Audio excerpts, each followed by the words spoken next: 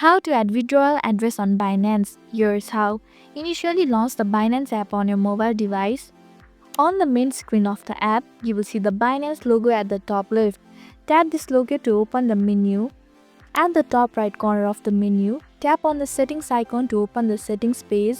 Once you're on the settings page, under the general section, click on the withdrawal address.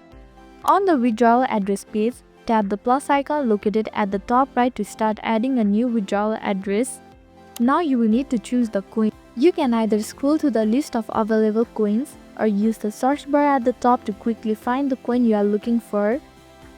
Then paste or type the wallet address from which you want to receive your funds. Moreover, choose the network that corresponds with the wallet you are sending the fund to.